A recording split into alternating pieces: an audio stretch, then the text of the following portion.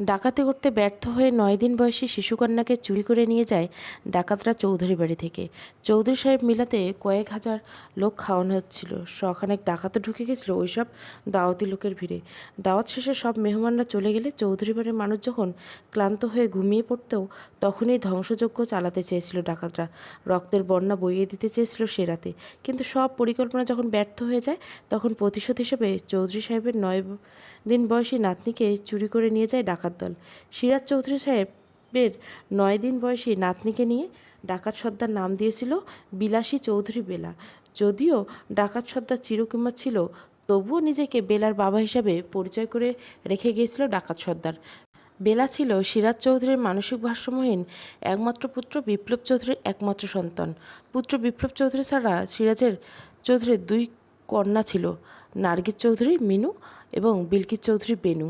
সে রাতে নাতনি চুরি হওয়ার পরে চৌধুরীনেসা মেহেরুন্নেসা পুরো এলাকা তন্ন তন্ন করে খুঁজেছিল নাতনিকে, কিন্তু কোথাও খুঁজে পাওয়া যায়নি তার নাতনিকে। চৌধুরী বাড়িতে নেমে এসেছিল এক আকাশ কালো মেঘের ছায়া। ডাকাত সর্দার তার বন্ধু ডাকাত সজীবের স্ত্রী উম্মে হাবিবার কাছে রাতে বেলাকে রেখে ডাকাতি করতে যেত, আবার ডাকাতি করে ফেরার সময় মেয়েকে সাথে করে নিয়ে আসতো। বেলার ৩ বছর বয়সে ডাকাতি করতে গিয়ে কোনো এক অজানা কারণে ডাকাত সর্দার নির্মমভাবে মারা যান। তখন বেলার ঠাঁই হয়েছিল বন্ধু ডাকাত সবুজের ঘরে। সবুজ এবং সবুজের স্ত্রী তাদের মেয়ে সুলতানা তানির সাথে বড় করতে থাকেন বেলাকে। কিন্তু বেলার যখন বয়স ৫ বছর তখন ডাকাতি করতে গিয়ে সবুজও মারা যান। সবুজের স্ত্রী উম্মে হাবিবা নিজ মেয়ে সুলতানা তানি এবং বেলাকে পালতে থাকেন জীবনের সাথে কঠিন সংগ্রাম করে। কিন্তু উম্মে হাবিবাও মারা গিয়েছিলেন ৩ বছর হলো। এরপর ছোট বোন সুলতানা তানিকে নিয়ে অথৈ সাগরে ভাসতে থাকে বিলাসী চৌধুরী বেলা। আপনাদের বলতে ভুলেই গেছি, আমি বেলার সেই ছোট বোন সুলতানা তানি। বয়সে বেলার চেয়ে ২ বছর ছোট হলে বেলাকে আমি নাম ধরে ডাকি। রসায়নে মাস্টার্স পড়ুয়া বেলার একই ভার্সিটিতে আমি ভর্তি। আমি সমাজবিজ্ঞানে অনার্স 3rd ইয়ারে পরীক্ষা দিচ্ছি। বেলা আর আমি ভার্সিটির কাছাকাছি একটা মেসে থেকে লেখাপড়া করেছিলাম। এর জন্য ৯ মাস আগে বেলার জীবনে ঘটে যায় এক অনাকাঙ্ক্ষিত ঘটনা। তখন তুখোড় মেধাবী রসায়নে অনার্স ফাইনালের পরীক্ষার্থী সুন্দরী বেলার সাথে পরিচয় হয় কলেজ শিক্ষক শেখ আবু নাইম এবং তার মায়ের সাথে। মাত্র 2 মাসের পরিচয়ে বেলার আকদ হয়েছিল শেখ আবু নাইমের সাথে। আকতের পরপরই ছিল বেলা অনার্স ফাইনাল ইয়ার। তাই কথা ছিল আকতের ঠিক 1.5 মাস পরে অনার্স ফাইনাল ইয়ার পরীক্ষা শেষ হবে, তখন আনুষ্ঠানিকভাবে শ্বশুরবাড়িতে নেওয়া হবে বেলাকে। মেস থেকে অনার্স ফাইনাল ইয়ার পরীক্ষার জন্য পড়াশোনা করে যাচ্ছিল বেলা, কিন্তু ফাইনাল পরীক্ষা আর শেষ হতে পারেনি। তার আগে ঘটে যায় বেলার জীবনে আরেক দুর্ঘটনা। অনার্স পরীক্ষা চলাকালীন বেলার ক্যান্সার ধরা পড়ে। বেলা আর উঠিয়ে নেওয়া হলো না শ্বশুরবাড়িতে। বেলাকে আর ছুঁয়ে দেখা হলো না সংসারের সুখ। ক্যান্সার আক্রান্তর বেলায় শাশুড়ি কোনোভাবেই একমাত্র ছেলের জন্য বেলাকে আর বউ হিসাবে গ্রহণ করে না। সে তার ছেলে নাইমকে কঠোরভাবে জানিয়ে দিয়েছে বেলাকে ডিভোর্স দিতে হবে। টিউশনি করে যেখানে আমি আর বেলা পড়াশোনার খরচ চালাচ্ছিলাম, সেখানে ক্যান্সারের চিকিৎসা করবে কীভাবে? শাশুড়ি বেলাকে অফার দেয় ডিভোর্সের বিনিময়ে যে টাকা পাবে সেটা দিয়ে ক্যান্সারের চিকিৎসা করতে, কারণ ছেলেকে দিয়ে ডিভোর্স সে বেলায় দিয়েই ছাড়বে। নিরুপায় বেলা এক বুক কষ্ট নিয়ে এই প্রস্তাবে রাজি হয়ে যায়, কারণ জীবনে যে বাঁচতেই হবে। তখন বেলার স্বামী শেখ নাইম মাকে বুঝিয়েছিল, মা বেলার চিকিৎসার টাকাটা যেহেতু ভেঙে ভেঙে লাগবে, আমি তাহলে ডিভোর্সের টাকাটা ওকে ভেঙে ভেঙে দেই, এতে আমাদের উপর চাপ কম হবে। আস্তে আস্তে পুরো টাকা দেওয়া হয়ে গেল, তখন আমরা ডিভোর্স পেপারের পাঠিয়ে দিব বেলাকে। ছেলের কথায় বেলার শাশুড়ি রাজি হয়ে যায়, কারণ তাদের আর্থিক অবস্থা খুব বেশি সচ্ছল না।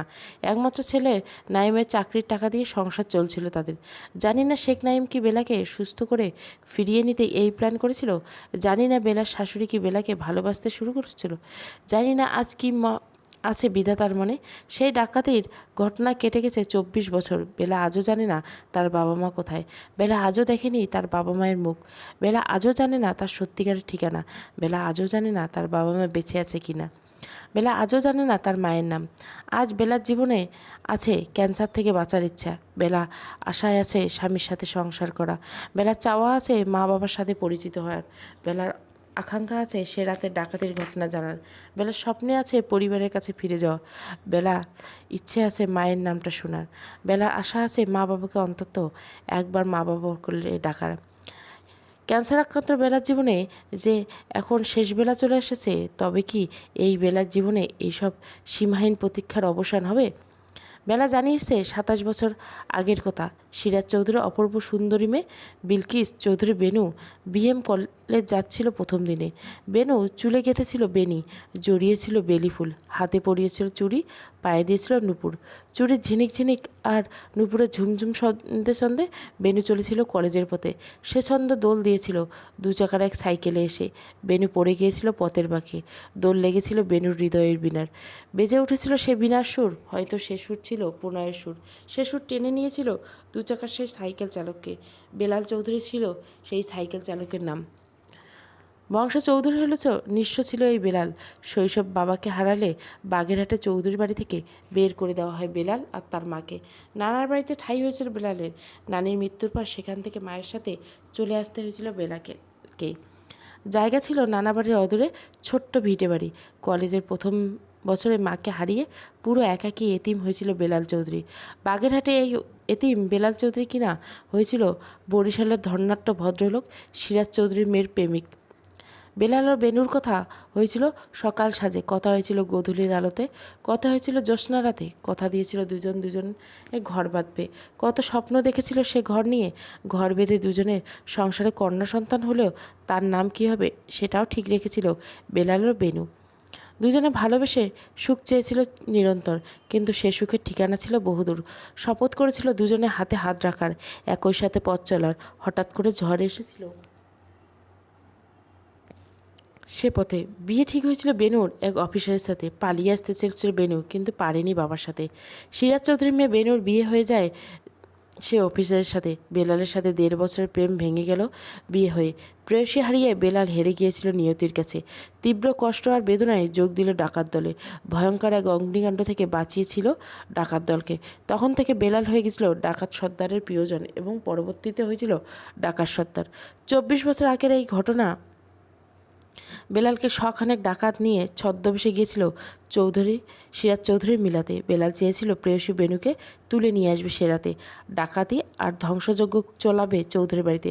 ভেঙে দিয়ে যাবে সে আভিজাত্য, যে আভিজাত্যর কারণে সিরাজ চৌধুরীর মেয়ে বিয়ে দেননি তার কাছে। হত্যাযজ্ঞ চালাতে চেয়েছিল চৌধুরী বাড়িতে, কিন্তু কোনো এক অজানা কারণে বেলাল ডাকাতি করতে পারেনি সে রাতে। কিন্তু ডাকাতি করতে না পারে বেলাল যখন হন্যে হয়ে বেনুকে খুঁজছিল, তখন নজর পড়ে এক শিশুকন্যার দিকে। মানসিক ভারসাম্যহীন ঘুমন্ত বাবা বিপ্লব চৌধুরীর পাশেই ঘুমিয়েছিল সে শিশুকন্যা। সে শিশুকন্যাকে দেখতে অনেকটা প্রেয়সী বেনুর মতোই লেগেছিল বেলালের চোখে। বেলাল চুরি করে নিয়ে যায় চৌধুরী বাড়ির শিশুকন্যাকে। প্রণয়কালে প্রেয়সী বেনুর সাথে ঠিক করা সেই নাম রাখা হয় এ শিশুকন্যার। ডাকাত সর্দার বিলাসী চৌধুরী বেলা নাম দিয়েছিল এ 9 দিন বয়সে চুরি করে আনা শিশুকন্যার। ডাকাত সর্দার বেলাকে বাবার নাম শিখেছিল বেলাল চৌধুরী, আর মায়ের নাম শিখেছিল বিলকিস চৌধুরী বেনু। বেলাকে নিয়ে আসার পরে বেলাল আর কোনোদিন যায়নি বেনুর খোঁজে। বেনুর স্মৃতি হিসেবে হয়তো শিশুকন্যা বেলাকে নিয়ে বাঁচতে চেয়েছিল ডাকাত বেলাল। রাতে ডাকাতি করে আর দিনে শিশুকন্যা বেলাকে নিয়েই জীবন কেটে যাচ্ছিল বেলালের। ডাকাতি করতে গিয়ে হঠাৎ করে মৃত্যু হতে পারে ভেবেই জীবনের সব কথা ডায়েরিতে লিখে রেখে গেছিল বেলাল। বেলালের ডায়েরি থেকে বেলা জেনেছে তার সত্যিকারের বাপ দাদার নাম, দাদি ফুপুর নাম, কিন্তু বেলা জানে না তার মায়ের নাম। হয়তো ডাকাত সর্দার বেলাল নিজেও জানে না বেলার মায়ের নাম। আজও বেলার পরিচয়ের ক্ষেত্রে ডাকাত বাবা বেলাল এবং ফুপু বেনুর নাম হয়েছে বাবা মায়ের নাম হিসাবে। বেলার পরিচয় নিজেই এভাবে ঠিক করে রেখে গিয়েছিল ডাকাত সর্দার। বন্ধু সবুজ বেলাল বলে গেছে যদি তার কোনোভাবে অনাকাঙ্ক্ষিত মৃত্যু ঘটে, তবে শিশুকন্যা বেলাকে যেন চৌধুরী বাড়িতে ফিরিয়ে দেওয়া হয়। বেলালের মৃত্যুর পর বেলাকে নিয়ে যাওয়া হয়েছিল ডায়েরিতে লিখে যাওয়া চৌধুরী বাড়ির ঠিকানায়, কিন্তু সেখানে গিয়ে দেখে সেই ঠিকানায় মেঘনার জলে ঢেকে গেছে। জানা যায় 2 বছর আগে মেঘনা নদী ভেঙে নিয়ে গেছে চৌধুরী বাড়িটা। স্থানীয় কেউ বলতে পারে না নদী ভাঙনের পরে চৌধুরী পরিবার কোথায় গেছে। এরপর সবুজ ডাকাত মারা যায়। সবুজ ডাকাতের বউ উম্মে হাবিবা একবার গিয়েছিল বেলাকে নিয়ে চৌধুরী বাড়ির খোঁজে, কিন্তু সেখানে এখনোই শুধু মেঘনার জল। ওইদিকে ডাকাত সর্দার বেলাল একটা শেষ চিঠি লিখে রেখে গেছে প্রেয়সী বেনুর জন্য। 24 বছর বয়সে আক্রান্ত বেলা জানে না কি লেখা আছে সে চিঠিতে। বেলা আজও জানে না ফুপু বেনুর ঠিকানা। বেলা জানে না এ চিঠি শেষ চিঠি পৌঁছে দিতে পারবে কিনা। বেলা জানে না তার জীবনে এসব প্রতিকার অবসান হবে কিনা। সময়টা ছিল এক ফাগুন বিকাল। ধারায় বসেছিল বাসন্তী ফুলের মেলা, কিন্তু সবচেয়ে সুন্দর ফুল ছিল বিলাসী চৌধুরী বেলা। সেদিন বেলা কানে পড়েছিল ঝুমকো, কপালে দিয়েছিল কালো টিপ, আর হাতে পড়েছিল ঝুমকো চুড়ি। আকাশে দোপাট্টা বেলায় উঠছিল হাওয়ায়, আর খোলা চুলে উঠছিল বসন্ত বাতাসের মাতাল দোলায়। সে আগুনে বসন্ত বিকেলে কোকিল কুহু কুহু সুরে বেলা হারিয়ে যাচ্ছিল দূর থেকে বহুদূর। আমি আর বেলা ভার্সিটিতে কাছে একটা কফি শপে গিয়েছিলাম সেদিন। ওই কফি শপে শেখ বাবু নাইম নামে এক কলেজ লেকচারার এসেছিল সেদিন। হয়তো নাইমের হৃদয়ে তখন এই বিলাসী বেলা দিয়েছিল প্রেমের দোলা। হয়তো সে প্রেমের দোলা তার হৃদয়কে করে দিয়েছিল ভীষণ উতলা। কফি শপ থেকে ফিরে আসার সময় শেখ নাইম খানিক এসে মনোযোগ কেড়েছিল বেলার। এক্সকিউজ মি, জি আমাকে বলছেন? হ্যাঁ আপনাকেই বলছি। আপনার নামটা জানতে পারি? নাইম বিলাস চৌধুরী বেলা। বাহ, আপনার নামটা খুব সুন্দর, আপনি দেখতেও সুন্দর। ধন্যবাদ। আমার নাম শেখ আবু নাইম, আমি একজন লেকচারার। খুব ভালো, আপনার পরিচয় জেনে খুশি এলাম। বেলা, আপনার ফোন নাম্বারটা দেওয়া যাবে আমাকে? না, তবে আপনার ফোন নাম্বার দিয়ে যেতে পারেন, আমি কল দিয়ে সারপ্রাইজ দেবো আপনাকে। শেখ নাইম মহা খুশি হয়ে গিয়েছিল। ভেবেছিল বেলা সত্যি হয়তো তাকে কল দিয়ে সারপ্রাইজ দেবে, কিন্তু এটা যে ছিল শুধু সৌজন্যবোধ সেটা আমি ভালো করেই বুঝেছিলাম। মহা খুশিতে নাইম তাড়াহুড়ো করে বলেছিল, ঠিক আছে, আমার নাম্বার সেভ করে রাখুন, হচ্ছে আমার নাম্বার। এরকম বালিং মোবাইল নাম্বার কারো থাকে? বাংলা ইংলিশ মেশানো এমন নাম্বার আমি জীবনেও শুনিনি বেলা। সরি, আমি ইংরেজিতেই বলছি। রুমে এসে বেলা ভুলেই গেছে শেখ নাইমকে ফোন কলও দেয়নি, কথাও আর বলা হয়নি। কথা বলবে বলেই তখন নিজের ফোন নাম্বার দিয়ে আসেনি বেলা। ঠিক 7 দিন পর বেলা আবারও গিয়েছে সেই কফি শপে। বেলা দেখতে পায় শেখ নাইম। কফি শপ থেকে ফেরার পথে সেদিন নাইম আবার পিছু নিয়েছিল বেলার থেকে পেছন থেকে বেলাকে ডেকেছিল নাইম। এক্সকিউজ মি বেলা, শুনুন। জি আপনি? বেলা, হ্যাঁ আমি। আপনি কিন্তু আমাকে ফোন দেননি, আমি ভুলে গেছিলাম। আজ আপনার ফোন নাম্বার দিয়ে যাবেন? ঠিক আছে, ফোন নাম্বার বলুন। সে রাতে বেলা ঘুমিয়ে পড়েছিল তাড়াতাড়ি। শেখ নাইম কল দিয়েছিল রাত 11টার দিকে। বেলা কল রিসিভ করে, হ্যালো আসসালামু আলাইকুম। ওয়ালাইকুম সালাম। কী করেছিলে বেলা? ঘুম করে স্বপ্ন দেখছিলাম। আপনার ঘুম স্বপ্ন দুটোই ভেঙে দেওয়ার জন্য আমি দুঃখিত। ঠিক আছে, কিছু বলবেন? বেলা, হ্যাঁ আমার একটা জিনিস দরকার ছিল। তাহলে জানার চেষ্টা করুন বেলা। আপনি কি কাউকে পছন্দ করেন বেলা? হ্যাঁ করি। শেখ নাইম মুহূর্তে বাকরুদ্ধ হয়ে গেল। হয়তো কষ্টে উকি দিচ্ছিল তার বুকে, কিন্তু পরক্ষণে যথেষ্ট মানসিক শক্তি সঞ্চয় করে শেখ নাইম জিজ্ঞাসা করলো, কাকে পছন্দ করেন আপনি? বেলা বলেছিল, আমার নিজেকে। বাঁচিয়েছেন আপনি আমাকে। সত্যি কারো সাথে আপনি প্রেম করেন না বেলা? প্রেম যদি করি না, তবে অন্যকে প্রেমে আমি পড়াই। শেখ নাইম ভাবছে আমাকেও প্রেমে পড়িয়েছেন আপনি। কি করে বলবো নাইম যে আজ তার হৃদয়ে শুধু বেলাকেই চাই। নাইমের এসব ভাবনার মধ্যে বেলা তাকে প্রশ্ন করেছিল, আপনি প্রেম করেন, ভালোবাসেন কাউকে? শেখ নাইম যেন এই প্রশ্নের অপেক্ষায় ছিল। উত্তরে বলেছিল, এই উদাস বসন্তে হাওয়া ভালোবাসায় এসেছে মোর হৃদয় আঙ্গিনা। বুকে আজ ভাসছে প্রেমের ভেলা। হৃদয় আজ চাইছে শুধু আপনার বেলা। এই হৃদয়ে মহাসমুদ্রে যেতে চায় প্রেমের ভেলায়। এ যাত্রায় ভালোবাসায় জড়াতে চাই আপনার বেলা অবেলায়। বেলা 1 মিনিটের জন্য বাকরুদ্ধ হয়ে গেছিল, কিন্তু পরক্ষণে বেশ মুড নিয়ে চুপচাপ অপেক্ষা করেছিল পরবর্তী কথা শোনার জন্য। শেখ নাইম আবারও বলা শুরু করেছিল, বেলা আপনার দেশের বাড়ির ঠিকানা দিতে পারবেন? বেলা পেয়েছিল মহা সুযোগ। নাইমকে যে শিক্ষা দিতেই হবে। বেলাকে প্রেম নিবেদন করছে, বেলা কি ছেড়ে দিবে নাকি? বেলা বেশ জোরালো কণ্ঠে বলেছিল, অবশ্যই। আপনার ঠিকানা তাহলে আমাকে টেক্সট করুন তাহলে। না, আমি ফোনের ঠিকানা বলবো, আপনি লিখে নেবেন। ওকে, আমি কাগজ কলম নিয়েছি। বলুন আপনার বাবার নাম। সুরজ মিয়া। আপনার মায়ের নাম কি বেলা? চাঁদ বিবি। আপনার গ্রাম বা এলাকা? গ্রামের নাম আকাশীগাঁও। আমি বুঝতে পেরেছিলাম বেলা বোকা বানাচ্ছে শেখ নাইমকে। বেলা আমার দিকে তাকিয়ে রহস্যের হাসি দিয়েছিল, যার অর্থ ছিল, তানি এই বেটা খুব বেয়াক্কেল। শেখ নাইম জিজ্ঞাসা করেছিল, আপনার থানার নাম? বাগেরহাট সদর। তাহলে আপনার জেলা হচ্ছে বাগেরহাট? হ্যাঁ। সেদিন ফোন রেখে বেলা আমাকে বলেছিল, তানি বেটাকে আজ বোকা বানিয়েছি, একদম আকাশের ঠিকানা দিয়ে দিয়েছি এই বেটাকে। এখন খুঁজে দেখুক ওই আকাশের ঠিকানা। আমি জিজ্ঞাসা করলাম, তুই কি ওনার প্রেমে পড়েছিস বেলা? বেলা বলেছিল, কখনোই না। অথচ কিছুক্ষণ পরেই বেলার কৃষ্ণমণি চাটুয়া এর প্রেম প্রেম আবহে সে বিখ্যাত গানগুলি শুনেছিল, ও পাহাড়িয়া মন, ও পাহাড়িয়া মন। এভাবে প্রেম শুরু হয় মাত্র 2 মাসের পরিণতি লাভ করেছিল। নাইম সব কিছু জেনে শুনে বিয়ে করেছিল বেলাকে, কিন্তু সংসার হয়নি এখনও বেলার। মেসে থেকে বেলা লড়েছে ক্যান্সারের সাথে। শেখ নাইম এখনও জানে না যে বেলা ছোটবেলায় তার বাবার ঘর থেকে চুরি হয়ে গিয়েছিল। নাইম এটাও জানে না যে বেলা তার সত্যিকারে বাবার ঘরে বড় হয়নি। নাইম এটাও জানে না যে বেলা তার রক্তের কাউকে আজকেও চেনে না। জীবনে এত দুঃখের কথা বেলা কি করে বলবে নাইমকে? নাইম জানে বেলাল চৌধুরী বেলাল বাবা। নাইম তার মাকে কোনোদিন বলে নেই যে বেলা এক ডাকাতের মেয়ে। নাইমের মা জানে বেলা এতিম।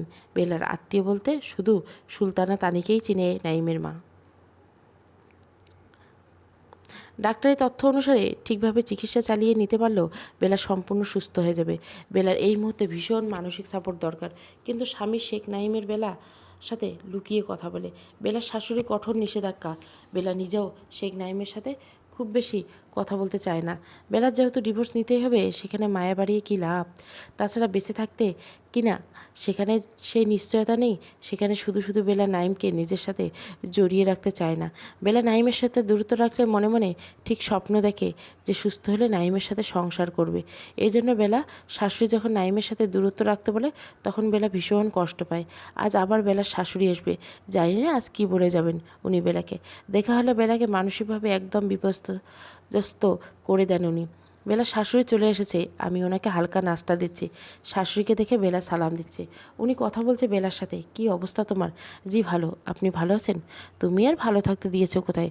মরে গিয়েও তো শান্তি দিতে পারো। বেলা মাথা নিচু রেখে চুপ করে আছে। হয়তো ভাবছে কি বলবে শাশুড়ি। ও শাশুড়ি আবার শুরু করেছে। কত টাকা দিয়েছে নাইম তোমাকে? টাকার হিসেবটা নাইম তার মাকে জানাতে নিষেধ করে দিয়েছে বেলাকে। বেলা সেভাবে উত্তর দিচ্ছিল, আসলে হিসেবটা আপনার ছেলেই নাইম জানে, আমি জানি না। জানবে কিভাবে? পরের টাকা খাওয়ার সময় কারো হিসেব থাকে নাকি? বেলা কি বলবে এই দস্যি মহিলাকে? এবারও চুপ করে আছে বেলা। বেলার শাশুড়ি আবার শুরু করেছে, তোমার কাবিনের টাকার চেয়েও অনেক বেশি টাকা নাইম তোমাকে দিয়েছে। শর্ত ছিল ডিভোর্সের বিনিময়ে চিকিৎসা করাবো তোমার। এবার ধরে নাও নাইমের সাথে তোমার ডিভোর্স হয়ে গেছে। এখন শুধু সময়ের অপেক্ষা। জি, আমি নাইমের জন্য মেয়ে দেখেছি। তুমি ভুল করে আর কখনো নাইমের সাথে যোগাযোগ করবে না। বেলা বলেছে ঠিক আছে। কিন্তু আমার ভীষণ খারাপ লাগছে ওনার কথা শুনে। আমি গিয়ে বললাম বেলা তো সুস্থ হয়ে যেতে পারে। নাইম ভাইকে বিয়ে না করিয়ে আপনাদের অপেক্ষা করা উচিত। উনি আমাকে বলছেন সুলতানা তানি, আমাকে তোমার জ্ঞান দেওয়া লাগবে না।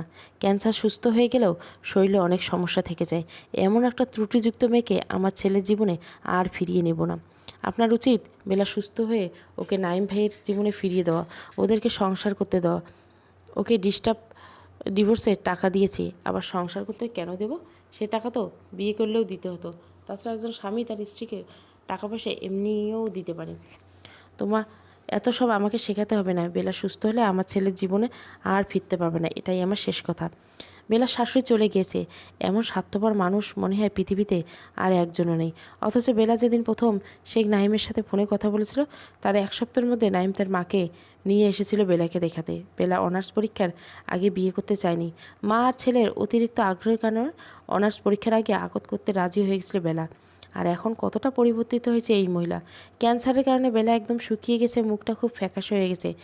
আমি টাইম করে প্রতিদিন বেলাকে একবার পার্কে হাঁটতে নিয়ে যাই। আজও বেলা পার্কে বসে হাঁটছে, বেঞ্চে বসে শুধু চোখের জল ফেলছে। পার্কে এখানে কিছু পরিচিত মুখ হয়ে গেছে আমাদের। প্রায় প্রতিদিন দেখা হয় এদের সাথে, যদিও কখনো কথা হয়নি।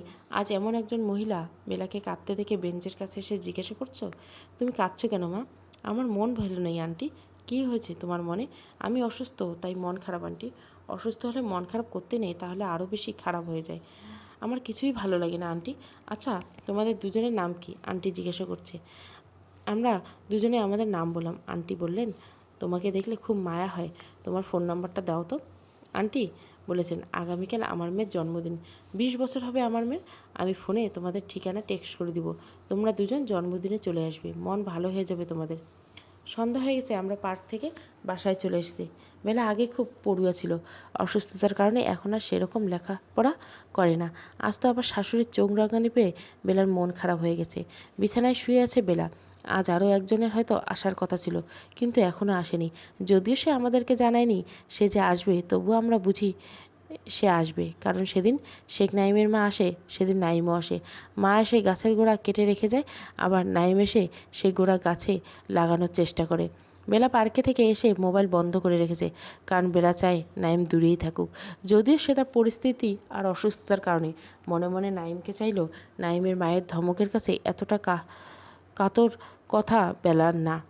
ছোটবেলা থেকে আমি আর বেলা একজন আরেকজনের সাথে সব কিছু শেয়ার করি। আমাদের পৃথিবী তো দুইজনেই সীমাবদ্ধ। বেলা মুখে না বললেও তার অনেক কিছুই আমি বুঝি। আমার ফোন বেজেই যাচ্ছে। বেলা চিৎকার দিয়ে বলছে, ফোন বন্ধ রাখ তানি। না, ওনার সাথে কোনো কথা বলতে চাই না, আর দেখা করতে চাই না। বেলা ভাবছে শেখ নাইম কল দিয়েছে। আমি বসে মুড়ি খাচ্ছি। এখন দেখিনি কে কল দিয়েছে। আবারও ফোনটা বেজে যাচ্ছে। এবার যে দেখতে, হ্যাঁ, শেখ আবু নাইমে কল দিয়েছে। বেলার ফোন বন্ধ পেয়ে আমাকে কল দিয়েছে নাইম শেখ। আবারও কল দিচ্ছেন উনি। বেলা আবার ফোন বন্ধ করে রাখার অনুরোধ করছে। আমি ফোন বন্ধ করে রেখে দিলাম। আমি পড়তে বসে গেছি, আমার পরীক্ষা সামনে। বেলা রসায়ন পড়ছে। ওদের সাবজেক্ট অনেক বেশি পড়তে হয়, আমার সমাজবিজ্ঞানে পড়ার চাপ ওদের তুলনায় অনেক কম। বেলা মাস্টার্স পরীক্ষা দিতে এখনও অনেক দেরি আছে। বেলা, তানি মেসের মালিকের কণ্ঠ শোনা যাচ্ছে। হ্যাঁ, মেসের মালিক চলে এসেছে। আমরাই দরজা খুলে দিয়েছি। আন্টি রুমে ঢুকে বেলাকে ডাকছে, এই বেলা, এই বেলা, ওট ওট, ফোন বন্ধ রেখেছিস কেন? তোর জামাই এসেছে মেসের সামনে, আমাকে ফোন দিয়ে বলছে তোকে নিচে পাঠাতে। মেস মালিককে তো আর বলা যাবে না নিজেদের ভিতরের কথা, দোষী শাশুড়ির কথা। এবার যে বেলাকে যেতেই হবে। মেসের মালিক চলে গেছে। বেলার চুল আঁচড়াচ্ছে। অনেক দুঃখের মাঝে স্বামী বেচারার কথা শুনলে বেলার চোখে খুশির ঝিলিক থাকে। অনেক দুঃখের মাঝে বেলা নাইম শেখকে হাসায়। কি হাসি খুশি ছিল আমার বোনটা। বেলা এখন নিচে চলে যাচ্ছে। আমি জানলা দিয়ে দেখছি নিচে শেখ নাইম পায়চারি করছে বেলার জন্য। বেলা নাইমের সাথে কথা শেষ করে নিচ থেকে চলে এসেছে। বেশ খুশি দেখাচ্ছে বেলাকে। আমি জিজ্ঞাসা করলাম, তুই এত খুশি কেন বেলা? তানি, আজ নাইমকে ইচ্ছে মতো বলে দিয়ে এসেছি। কী বলেছিস বেলা? অনেক কিছু বলে দিয়েছি, শোন তানি। তুমি ফোন বন্ধ রেখেছো কেন বেলা? নাইম, আমি আর আপনার সাথে কথা বলবো না। আমি ভাবছি আপনাকে ডিভোর্স দিয়েই নতুন একটা বিয়ে করবো বেলা। আমার মা তোমাকে বলে গেছে যে তোমাকে ডিভোর্স করিয়ে ছেলেকে আবার বিয়ে দিবে, এটাই তো? আমার মায়ের কথার জন্য আমি দুঃখিত। আমি আসলে পাত্র দেখছি বিয়ের জন্য বেলা। ফাজলামো করবো না বেলা। আমি কখনোই তোমাকে ডিভোর্স দিব না। অন্য কাউকে বিয়েও করব না এই জীবনে। মায়ের কথা মতো বিয়ে করে নিন বেলা। সম্ভব না। কেন সম্ভব না? ভালোবাসি আমার বউকে। ঠিক কতটা ভালোবাসেন বেলা? এক সমুদ্র ভালোবাসা রেখেছি তোমার জন্য। আমার এই হৃদয় সাগরে তুমি উর্মি হয়ে দুলবে, হাওয়ার মধ্যে আমার দোলাবে, অবাধ্য স্রোত হয়ে আমার বুকে ঘুরবে, আর স্রোতিনী হয়ে মোহনায় আমাকে হারাবে। এসব ভালোবাসার কথা না বললে আপনার আসলে আমাকে ভুলে যাওয়া উচিত। মায়ের কথায় চলা উচিত আপনার। আসলে আমার মা একটু অন্যরকম। অনেক ঝামেলা করে সেই 4 বছর বয়স থেকে একা একা মা আমাকে মানুষ করেছেন। মাই আমার মা, মাই আমার বাবা। আমার জীবনে এসব কথা তোমাকে কখনো বলা হয়নি। আমারও অনেক কথা বলা হয়নি আপনাকে। এসব না না বলা কথা শুনতে হলে তো আমাদের দেখা করতে হবে, কথা বলতে হবে নাইম। শুধু শুধু মায়া বাড়িয়ে লাভ নেই। আমাদের দুজনের দূরে থাকাই উচিত। আমার ইচ্ছে করে তোমায় নিয়ে অন্য কোথাও চলে যেতে, কিন্তু মাকে ছেড়ে যাওয়া সম্ভব না। তোমাদের দুজনকে আমার লাগবে। আপনি এক মহাসমুদ্রে রেখেছেন আমার জন্য, অথচ আপনার মা আমাকে মেনে নেবেন না। মায়ের কারণে আপনার সেই ভালোবাসার সমুদ্রটা সারা জীবন ভাটি লেগে থাকবে। মা আসলে আমাকে নিয়ে সারা জীবন সংগ্রাম করতে করতে রকচটা হয়ে গেছে নাইম।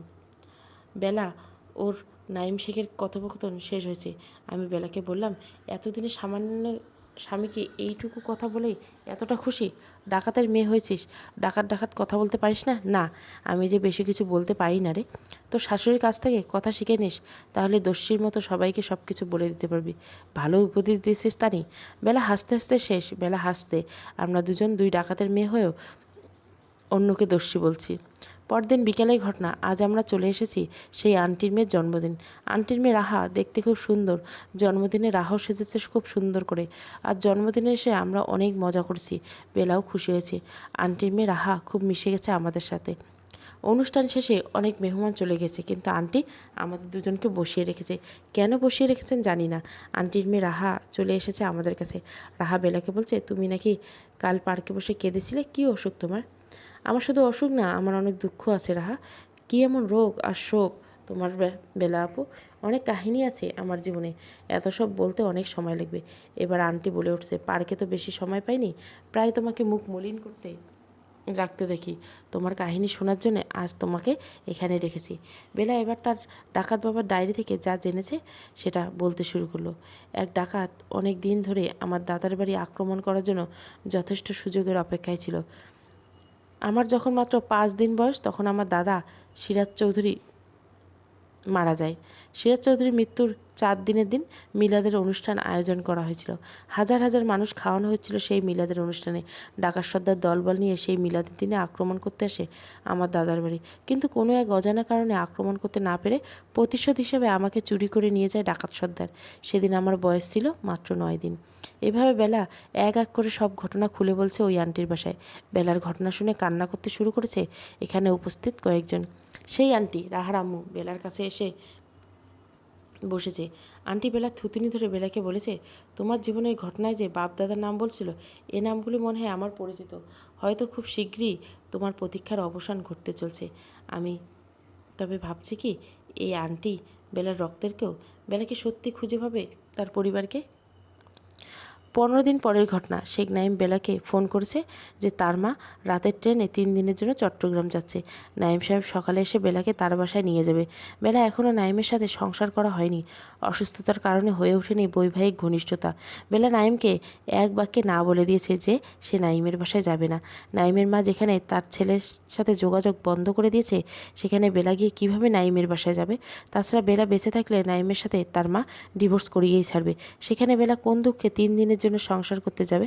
ওইদিকে বেলা ভাবছে নাঈমের মা ছেলের জন্য হয়তো মেয়ে দেখতে চট্টগ্রামে যাচ্ছে। এই অবস্থায় বেলা কেন নাঈমের বাসায় 3 দিনের জন্য যাবে? নাঈমের মা যোগাযোগ বন্ধ করার আদেশ দিল। নাঈম মাঝখানে একবার এসে বেলাকে টাকা দিয়ে গেছে। পরদিন সকালে শেখ নাঈম এসে আমাদের মেসের সামনে অপেক্ষা করছে যে বেলাকে বাসায় নিয়েই ছাড়বে। বেলার সাথে আমাকেও নিচে ডেকেছে শেখ নাঈম। আমি এদের দুজনের মাঝে কি বলবো বুঝতে পারছি না। শেখ নাঈম বেলাকে বলছে, প্লিজ বেলা, আমার বাসায় চলো। এখানে আমার বোন সুলতানা তানি আমার যত্ন করবে। আপনার বাসায় গেলে আমার যত্ন হবে না বেলা। তোমার বোন সুলতানা তানির চেয়ে আমি কম যত্ন করবো নাকি? যত্ন নিয়ে তুমি কোনো টেনশন করো না। আপনি যত্ন করলে আমি যাব না, কারণ আপনার মা আমাকে আপনার সাথে যোগাযোগ রাখতে নিষেধ করছে। দেখো বেলা, আমার জন্য হলেও মায়ের কথা, এসব কথা ভুলে যাও। আর এখন চলো আমার সাথে। সম্ভব না। কেন বেলা? আপনার সাথে তো আমার ডিভোর্স হবে। তাছাড়া আপনার মা সম্ভবত চট্টগ্রামে আপনার জন্য পাত্রী দেখতে গেছে। আমি কখনো অন্য মেয়েকে বিয়ে করতে পারি না। তাছাড়া মা পাত্রী দেখতে যায়নি। আমার মা প্রতি বছর 2-3 দিনের জন্য বিভিন্ন জায়গায় ঘুরতে যায়। তারপরেও আমি যাব না আপনার বাসায়। দেখো বেলা, তোমার সাথে অনেক কথা বলতে চাই আমি। অনেক কথা না হয় ফোনেই বলবেন।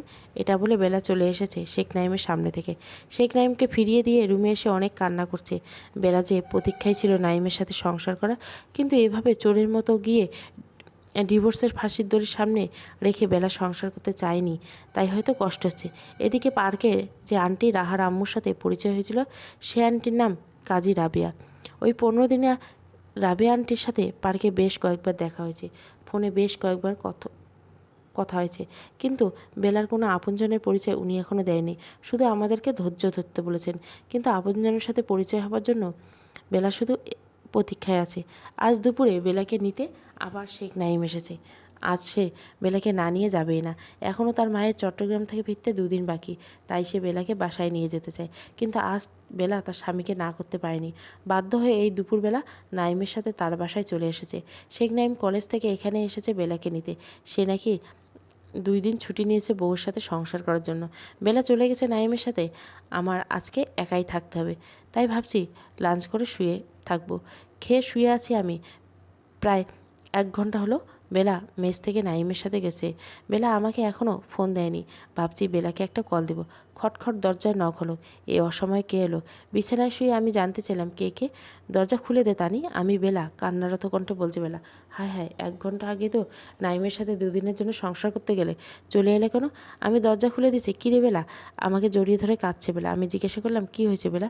বেলা কাঁদতে কাঁদতে বলে, আমি নাঈমের বাসায় যাওয়ার পর নাঈমের মা আমাকে ফোন দিয়ে অকথ্য ভাষায় গালাগালি করেছে। সে নাকি চট্টগ্রামে যাওয়ার আগে দারোয়ানকে বলে গেছে যে নাঈম বাসায় যদি কোনো মেয়ে নিয়ে আসে তবে সাথে সাথে তাকে জানিয়ে দিতে। তার নাকি আগে থেকে সন্দেহ ছিল সে বাসা থেকে গেলে নাঈম আমাকে নিয়ে আসবে। নাঈমের ঘরে আমি 5 মিনিট থাকতে পারলাম না রে। নাঈম আমাকে আটকানোর চেষ্টা করার আগে আমি দৌড়ে চলে এসেছি। বেলার ভীষণ মন খারাপ। আজও বিকেলে পার্কে হাঁটতে যেতে যাচ্ছে না। দুপুরে শাশুড়ির ধমকে এখনও হজম করতে পারেনি, কেঁদেই যাচ্ছে। ফোনটা বন্ধ রেখেছে নাইম শেখ ফোন দেবে বলে। রাত 12টার মতো বেজে গেছে। শেখ নাইম কোনো টেক্সট দিয়েছে কি না সেটা চেক করতে বেলা মাত্র ফোন অন করছে, কিন্তু নাইমের টেক্সটের পাশাপাশি আরও কয়েকজন নাম্বার থেকে টেক্সট এসেছে। সে টেক্সট দেখে বেলা যেন খুশিতে লাফিয়ে উঠল। পার্কে সে রাবিয়া আন্টি টেক্সট দিয়েছে, আজ বিকেলে পার্কে কেন আসেনি? তোমার জন্য একজন এসেছিল, কল দিয়ে ফোন বন্ধ পেয়েছিলাম তোমার। বেলার চোখ মুখ থেকে যেন খুশি ঝরে পড়ছে। আজ বেলা চরম দুঃখের মাঝে খুশি। হয়তো বেলার প্রতীক্ষার অবসান ঘটতে চলেছে, তাই বেলা এত খুশি। সেদিন পার্কে রাবিয়া আন্টি শুধু বেলার ফোন নম্বর নিয়েছিল, তাই বেলার ফোন বন্ধ পেয়ে উনি আমাকে আর ফোন দিতে পারেনি। বেলা বারবার আন্টির টেক্সট পড়ছে আর আমাকে বলছে, তানি আমার জন্য একজন এসেছিল, আমার প্রতীক্ষা মনে শেষ হচ্ছে রে। রাতের বেলা পার্কে সেই রাবিয়া আন্টির টেক্সট দেখে রেখেছে, আগামীকাল দেখা হবে, আমি আসবো, চিনব আমার আপনজনকে। সারা রাত বেলা আর ঘুমায়নি, আমাকে ঘুমাতে নেয়নি। একটু পরপর সেই টেক্সট পড়েছে, আমাকে ডেকে বলেছে আমার জন্য একজন এসেছিল রে। সকাল হতে রাবিয়া আন্টির সাথে বেলা কথা বলেছে। দুপুরে লাঞ্চের পর থেকে বেলা পার্কে আসার জন্য ব্যস্ততা শুরু করেছে। অবশ্য রাবিয়া আন্টি বলেছে আমাদেরকে বিকেলে আসতে। বেলার অত্যাচারে সেই বিকাল 3টার থেকে পার্কে এসে বসে আসি। আসরের আজান হয়ে গেছে, হয়তো একটু পরে রাবেয়া আন্টি আসবে। আমরা বেঞ্চে বসে অপেক্ষা করছি। বেলা একটু পর পর পানি খেয়ে যাচ্ছে। উত্তেজনায় উৎকণ্ঠায় অস্থির তাই বেলা শুধু এদিক ওদিক পায়চারি করছে। যাই হোক, রাবেয়া আন্টির সাথে দেখা যাচ্ছে, সাথে বোরখা পরা মুখ ঢাকা একজন ভদ্রমহিলা। বেলা দূর থেকে দেখে হাঁপাতে হাঁপাতে মহিলার সামনে গিয়ে জিজ্ঞাসা করছেন, আপনি আমার কে হন? ভদ্রমহিলা কোনো উত্তর না দিয়ে বেলাকে বেঞ্চে বসার ইশারা দেয়। মহিলার প্রায় বেলার মতোই লম্বা, চোখ দুটো বোরকার ভিতর থেকে বেলার মতোই দেখাচ্ছে। বেলা ভদ্রমহিলাকে বলছে, আপনার মুখটা একটু খুলবেন, আমি একটু আপনাকে দেখব। ভদ্রমহিলা ওনার মুখ খুলল না। উনি বেলার কাছ থেকে ওর পুরো জীবন কাহিনী শুনেছে, কিন্তু তারপরেও ওনার মুখ একটু দেখাচ্ছে না। এবার ভদ্রমহিলা বেলাকে আদেশ সুরে বললেন, তুমি আমার সাথে বাসায় চলো, সেখানেই তোমার সাথে পরিচিত হব। ভদ্রমহিলার কঠোরতাকে বেলা বেশ দ্বিধায় পড়ে গেল। তারপর মহিলাটি তার মুখ দেখায়নি। বেলা মহিলাকে জিজ্ঞাসা করছে, বাসায় কেন যাব? এখানেই তো বলতে পারেন আপনি আমার কে হন। বাসায় নিয়ে তোমাকে শনাক্ত করার চেষ্টা করব, চলো আমার সাথে। ভদ্রমহিলার কাছ থেকে উত্তর এলো। বেলা দ্বিধায় পড়ে গিয়ে হয়তো ভাবছে, সত্যি কি এই মহিলা আমার কেউ, নাকি কোনো বিপদে পড়তে যাচ্ছি? মহিলা তার মুখ তো আমাকে দেখতেই দিচ্ছে না। দ্বিধা সত্ত্বেও বেলা রাজি হলো ওনার বাসায় যেতে। রাবেয়া আন্টি চলে গেছে। আমরা ভদ্রমহিলার গাড়িতে করে ওনার বাসায় চলে এসেছি। উনি আমাদেরকে বসতে দিয়ে হালকা খাবার দিলেন। আমি কিছু খাচ্ছি, কিন্তু চরম উৎকণ্ঠায় বেলা কিছু খেতেই পাচ্ছে না। বাসার ভিতরে আরও কয়েকজনের গলার আওয়াজ শুনতে পাচ্ছি, কিন্তু আন্টি ছাড়া আর কেউ আমাদের সামনে আসেনি। আর আন্টিও এখনও মুখ খোলেনি, বোরখা পরে আছে। ব্যাপারটা কেমন যেন সন্দেহজনক মনে হচ্ছে। কোথায় এসেছি আমরা? কোনো ভুল জায়গায় এসে পড়িনি তো? পরিবার হারানো কাউকে ফিরে পেলে তো মানুষের ভিড় লেগে যাওয়ার কথা। তাহলে এরা এমন কেন? এরা কি তাহলে বেলার কেউ না? এদিকে বেলা চিরপ্রতীক্ষার অবসান হতে যাচ্ছে, এই ভেবে উত্তেজনায় সোফা থেকে একবার উঠছে, একবার বসছে, আবার একবার উঠে পায়চারি করছে। বেশ ছটপট করছে বেলা, কখন পরিচয় হবে ওর আপনজনের সাথে। যতই হোক, এতক্ষণ এক ভদ্রমহিলা এসেছেন ভিতরের রুম থেকে। বেলাকে চরম উত্তেজনায় মহিলা দেখে এক লাফে উঠে দাঁড়িয়েছে। বয়স্ক মহিলা খুব স্বাভাবিক বেলাকে বসার ইশারা দিয়ে আদুরে স্বরে জিজ্ঞাসা করেন, নাম কি তোমার? বিলাস চৌধুরী। বেলা, বয়স কত তোমার? এখন প্রায় 24। তোমার বাম হাঁটু দেখতে চাই আমি, দেখাতে পারবে? বেলা কিছুটা হতভম্ব হলেও কিছু একটা চিন্তা করে মেনে নিল। ঢিলে ঢালা কাপড়ের পরে এখন বেলা ক্যান্সারের কারণে চিকন হয়ে গেছে। স্যালোয়ারের হাঁটু উপরে উঠিয়ে দেখালো, কোনো ঝামেলা নেই। জি, বাম হাঁটু দেখাচ্ছে বলে এক টান দিয়ে বেলা স্যালোয়ারের হাঁটুর উপরে তুলে ফেলল। বেলা হাঁটুর জন্মদাগ দেখে ভদ্রমহিলা বেলাকে জড়িয়ে ধরে চিৎকার করে বলে উঠল, তোর প্রতীক্ষায় আমি আজও বেঁচে আছি, আমি শুধু তোর প্রতীক্ষায় আমি ছিলাম। এদিকে উনিকে সেটা জিজ্ঞাসা না করে বেলাকে কেঁদে যাচ্ছে পাগলের মতো। সেই ভদ্রমহিলা বেলার চিৎকার শুনে ভিতরের রুম থেকে আরও বেশ কয়েকজন মানুষ চলে এসেছে। যে ভদ্রমহিলা আমাদেরকে এই বাসায় নিয়ে এসে উনি এবার মুখ খুলে কেঁদেই যাচ্ছে। কান্নাকাটি পর্ব শেষ হলে যে ভদ্রমহিলা আমাদেরকে পার্ক থেকে নিয়ে এসেছেন উনি বেলাকে সোফায় বসিয়ে দিয়ে বলেছেন, প্রায় 15-16 দিন আগে রাবিয়া আমাকে তোর কথা বলেছিল। আমি তখন মাকে নিয়ে ভারতে ছিলাম, মায়ের চিকিৎসা করাতে ওখানে গিয়েছিলাম আমরা। 2 দিন হলে ভারত থেকে এসেছি। আমি পার্কে বসে তোর কথা বিশ্বাস করেছি, তারপরে আমি কিছু বলিনি, কারণ আমি তোকে শনাক্ত করতে পারতাম না। তোর ছোটোবেলার জন্মদাগ আমি খেয়াল করিনি। যে তোকে হাঁটু দেখে শনাক্ত করেছেন তিনি তোর দাদি চৌধুরী মেহেরুন্নেসা। আমার তোর সম্পর্কে সব কিছু রাবেয়ার কাছ থেকে শুনেছি। তারপর পার্কে বসে আবার ঘটনা জানতে চেয়েছি, সব কিছু নিজ কানে শুনে নিশ্চিন্ত হওয়ার জন্য। এবার বেলা ওনার কাছে জানতে চেয়েছিল, আপনি কে হন আমার? আমি তোর ছোট ফুপু। আপনি তাহলে বিলকিস চৌধুরী বেনু? হ্যাঁ বলে বেনু ফুপু মাথা নিচু করে বসে আছেন। এবার আরেকজন ভদ্রমহিলা বেলার মনোযোগ আকর্ষণ করে বলেন, আমি নার্গিস চৌধুরী মিনু, আমি তোর বড় ফুপু। বেলা আমাদেরকে ওনাদের সাথে পরিচয় করিয়ে দিল। আমি সামান্য কথা বললাম, এর মধ্যে বেনু ফুপু বলে উঠল, সে রাতে বেলাল যে তোকে চুরি করেছে এটা আমরা জানতাম না। কে বা কারা তোকে চুরি করেছে আমরা সেটাও জানতাম না। আমরা শুধু বুঝেছি যে তোকে কেউ নিয়ে গেছে। আমরা ভেবেছিলাম বাড়ির কোনো মেহমান বা কাজের লোক তোকে চুরি করেছে। বেলাল চুরি করেছে এটা জানলে আমি বের করতে ফেলতে পারতাম। এবার বেনু ফুপু বেলাকে জিজ্ঞাসা করলো, আচ্ছা বেলাল কি তোমাকে আমার মেয়ে ভেবে চুরি করছে? বেলা উত্তরে বলছে, না, আমাকে আপনার মেয়ে মনে করেনি, কারণ আমার ডাকাত সর্দার বাবা ডায়েরিতে লিখে গেছে যে আমি বিপ্লব চৌধুরীর মেয়ে। ও আচ্ছা। দুজন পুরুষ এখনও উপস্থিত। বেলার দাদি তাদের সাথে পরিচয় করিয়ে দিচ্ছে বেলাকে। বেলার বড় ফুপা শফিক আহমেদ এবং ছোট ফুপা জালালউদ্দিন। বেলা দুজন ফুপাকে সালাম দিয়ে কুশল বিনিময় করছে। হঠাৎ করে কিছু একটা অন্যমনস্ক হয়ে চারদিকে একবার ভালো করে তাকিয়ে বেলা ওর দাদি চৌধুরী মেহেরুন্নেসাকে জিজ্ঞাসা করলো, আমার বাবা মা কোথায় দাদি? আজ এসব কথা বাদ দে ভাই, আজ তোর সাথে দেখা হয়েছে, একটু খুশি থাকি আজ আমরা। আমার খুব করে বাবা মাকে দেখতে ইচ্ছে করছে। দাদি বলো দাদি, আমার বাবা মা কোথায়? তোর বাবা মা নেই? খুব দুঃখের সাথে বলল। বেলার জন্য খুশি যেন মুহূর্তে শেষ হয়ে গেল। একটা বৈদ্যুতিক শক খাওয়ার মতো অবস্থা করে বেলা দাদিকে জিজ্ঞাসা করলো, আমার বাবা মা নেই মানে? হ্যাঁ, তোর বাবা মা নেই। কী হয়েছে আমার বাবা মার? সে অনেক কথা দিদিভাই, চৌধুরী মেহরুন্নেসা বলতে শুরু করলো। তোকে চুরি করে নেওয়ার পরে এমন কোনো এলাকা নেই যেখানে আমি তোর খোঁজ করিনি। আমাদের থানা আশেপাশে সব জায়গায় আমি তোকে খুঁজেছি জানিস। তোর দাদা মারা গেলেও আমি দুর্বল ছিলাম না। আমার বাবার বাড়ি চৌধুরী বাড়ি, শ্বশুর বাড়ি ওই একই চৌধুরী বাড়ি। বাবার একমাত্র সন্তান ছিলাম আমি। আমার বড় চাচার আবার একজন ছেলে ছিল, সিরাজ চৌধুরী। বাবা আমাকে চাচাতো ভাই সিরাজ চৌধুরীর সাথে বিয়ে দেয়। বাবার বাড়ি এবং শ্বশুরবাড়ি একই হয়। বেশ ক্ষমতা ও দাপটের সাথে চলতাম আমি। যাই হোক, আমি আমার সর্বোচ্চ ক্ষমতা দিয়ে তোকে খুঁজে বের করার চেষ্টা করেছিলাম। আমার আত্মীয় স্বজন, পাড়া প্রতিবেশী, কাজের লোক সবার বাড়িতে খোঁজ করেছিলাম আমি। শহর, গ্রাম সব জায়গায় মাইকিং করেছি, কিন্তু কোথাও তোকে খুঁজে না পেয়ে চরম হতাশায় পড়ে গেছিলাম আমরা। তোর বাবা বিপ্লব চৌধুরী মানসিক ভারসাম্যহীন হলেও ঠিকই বুঝতে পেরেছে যে তার মেয়ে হারিয়ে গেছে। খুব কষ্ট পেয়েছিল বিপ্লব, সারাক্ষণ চুপচাপ বসে থাকতো আর চোখ থেকে ওর পানি ঝরতো। কিন্তু এর মধ্যে আর এক দুর্ঘটনা ঘটে দেয়। তুই হারিয়ে যাওয়ার ঠিক 14 বছর দিন পরে তোর মা পালিয়ে যায়। কোথায় বা কার সাথে পালিয়ে গেছে তার কোনো কিছু বলে যায়নি। কেন পালিয়ে গেছে সেটাও বলে যায়নি। কিন্তু বিপ্লব যখন বুঝেছে যে বউ পালিয়ে গেছে তখন ভীষণ কষ্ট পেয়েছে। বিপ্লব পছন্দ করে বিয়ে করেছিল তোর মাকে, কিন্তু পালিয়ে যাবার পর আমরা তোর মাকে কোথাও খুঁজে পাইনি। এদিকে বাবার মৃত্যু, অন্যদিকে স্ত্রী এবং মেয়ে হারানোর কষ্টে বিপ্লব হার্ট অ্যাটাক করে সেদিনে মারা যায়। তোকে 14 দিন নিয়ে যাওয়া 14 দিনের মাথায় তোর বাবার মৃত্যু হয়। স্বামীর মৃত্যুর খবর তোর মায়ের কানে গেছিল কিনা আমি জানি না, কিন্তু শেষবারের মতো স্বামীর লাশটাও দেখতে তোর মা আসেনি। জানি না তোর মা বেঁচে আছে। থাক দাদি, আমি আর মায়ের কথা শুনতে চাই না। তার চেহারা আমার আর দেখতে ইচ্ছে করে না। তুমি আমার বাবার কথাই বলো দাদি। তখন যে বলেছিলে আমার বাবা পছন্দ করে বিয়ে করেছিল, কিন্তু মানসিক ভারসাম্যহীন হয়ে আমার বাবাকে পছন্দ করে বিয়ে করলো কীভাবে বাবা? তোর বাবা বিপ্লব চৌধুরী বিয়ের পরে অসুস্থ হয়েছিল। বিয়ের 3 মাস পরে গাছ থেকে পড়ে গেছিল।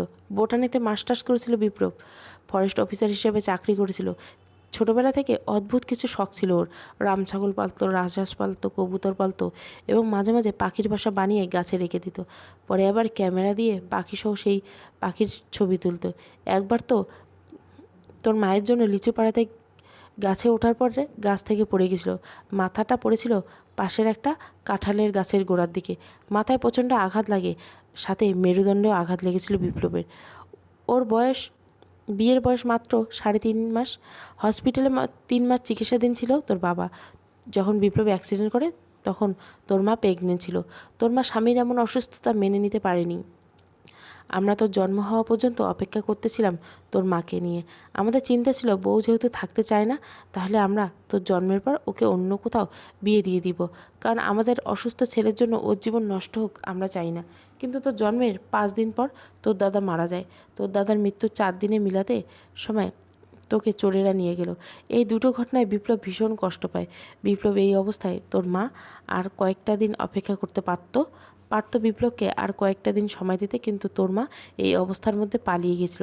1 মাসের মধ্যে এতটা শোক বিপ্লব নিতে পারেনি। বউ চলে যাওয়ার দিনে হার্ট অ্যাটাক করেছিল বিপ্লব। আমরা জানি না তোর মা এখন কোথায় আছে, কেমন আছে। এদিকে শেখ নাইম বেলাকে কল দিয়েই যাচ্ছে। বেলা কল রিসিভ করতে নাইম জানিয়েছে সে আমাদের মেসের নিচে দাঁড়িয়ে আছে। বেলা ওর ফ্যামিলির কাছ থেকে বিদায় নিচ্ছে। আমার হাজব্যান্ড এসে দাঁড়িয়ে আছে আমার মেসের সামনে। আমাকে আজ ফিরে যেতে হবে। হাজব্যান্ডের কথা শুনে বেলার দাদি জিজ্ঞাসা করলো, তোর বিয়ে হয়েছে? জি, আমি ম্যারিড। স্বামী কী করে? College lecturer. বা চৌধুরী বংশের মেয়ে বলে কথা। ভালো লেখাপড়া করেছিস, ভালো বিয়ে করেছিস তুই। বেলার দাদি। বেলার ফ্যামিলির কাছ থেকে বিদায় নিয়ে আবার ফিরে আসছি মেসের উদ্দেশ্যে। বেলার এখনও জানা হয়নি ডাকাতরা কেন 24.5 বছর আগের সে রাতে ডাকাতি করতে পারেনি সেই ঘটনার কথা। ডাকাতি করতে না পেরেই তো প্রতিশোধ হিসেবে বেলাকে চুরি করেছিল ডাকাত সর্দার। বেলা জানতে চায় শখানে সশস্ত্র ডাকাত নিয়েও কেন ডাকাতি করতে পারেনি। মেসের কাছাকাছি চলে এসেছিল বেলা আমাকে বলে, শোন তানি, নাইম জানে তুই ছাড়া পৃথিবীতে আমার কেউ নেই। আমি যে ছোটোবেলায় চুরি হয়ে গেছিলাম এটা নাইমকে কখনো বলা হয়নি। স্বামী বেচারা জানেই না আমি ডাকাতের মেয়ে। আমার ফ্যামিলির কথা এই স্বামী বেটাকে বলবো না, কারণ তাহলে বেচারা নাইম শেখ সবার সাথে পরিচিত হতে চাইবে। ডিভোর্স যেহেতু হয়ে যাবে সেহেতু ওকে পরিচয় করানোর দরকার নেই, কারণ ডিভোর্সের পর আমার ফ্যামিলির লোকের সাথে কখনো ওর দেখা হলে তখন নাইম লজ্জা পাবে। আমি বললাম, যে স্বামীর মা তোর ডিভোর্স করাতে চায় সে স্বামীর ইজ্জত নিয়ে এত চিন্তা তোর? থাক রে, ওনার জীবন থেকে আমি বেরিয়ে গেলে উনি ইজ্জত নিয়ে বেঁচে থাকুক। আমরা চলে এসেছি মেচের সামনে। বেলার চিকিৎসার টাকা নাইম শেখ দেয়, কিন্তু হসপিটালে আমি সবসময় বেলাকে নিয়ে যাই। বেলার শাশুড়ি ছেলেকে বেলার সাথে আসতে দেয় না। বেলা যেহেতু ওর ফ্যামিলির সাথে লুকাতে চাচ্ছে, আর সেহেতু নাইমের কাছে এতক্ষণ হসপিটালে থাকার অজুহাতে বেলাকে দিতে হবে। শেখ নাইম দাঁড়িয়ে থাকতে থাকতে একদম ঘেমে গেছে। শেখ নাইম বেলাকে জিজ্ঞাসা করছে, বেলা হসপিটালে গিয়েছো নাকি? হ্যাঁ। আমি পুরো 1 ঘন্টা দাঁড়িয়ে আছি। এসেছেন কেন? আর দাঁড়িয়ে আছেন কেন আমার জন্য? তুমি কিন্তু আমাকে রাগিয়ে দিচ্ছ বেলা। নাইম, যেখানে সম্পর্ক আর থাকবে না সেখানে রাগ দেখানোর দরকার কি আপনার? সম্পর্ক থাকবে, সম্পর্ক না থাকার কথা আর একবারও মুখে আনবে না নাইম, ঠিক আছে? আসলে সংসার চালাতে গিয়ে তোমাকে সেরকম কিছু দিতে পারিনি। আজ একটা লাল জামদানি শাড়ি এনেছি তোমার জন্য। কাল রেডি হয়ে থাকবে, আমরা দুজনে ঘুরতে যাব।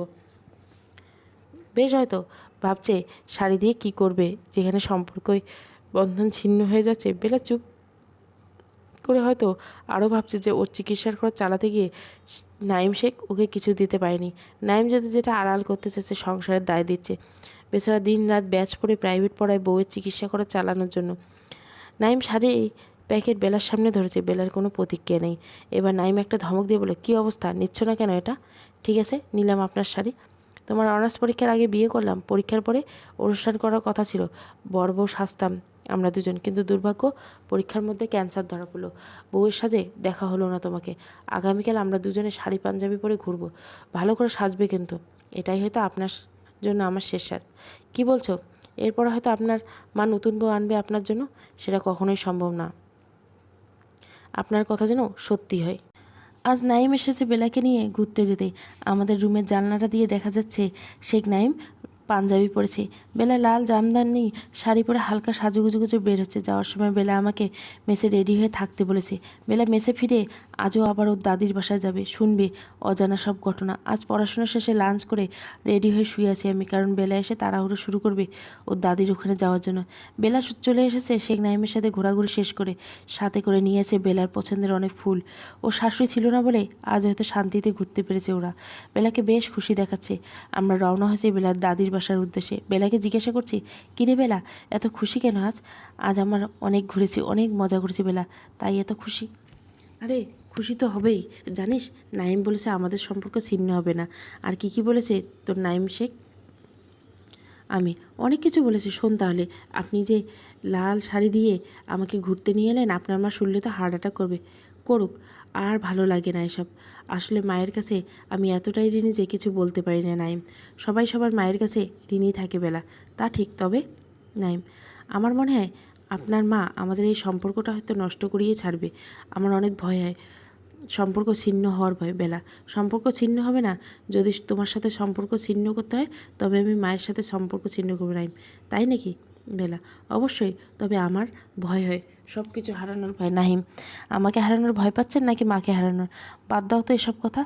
ঘুরতে এসে দুঃখের কথা বলে মন খারাপ করতে চাই না নাইম। ঠিক আছে চলো, আজ ফুলের রাজ্যে ঘুরবো নাইম। আমার ফুলের বাগান ঘুরতে ভালো লাগে বেলা। আজ তোমাকে ফুল পরে সাজিয়ে দেবো। বেলা আমায় বলছে তানি। পরে আমরা সিএনজি অটো নিয়ে ফুল বাগানে ঘুরতে গেছিলাম।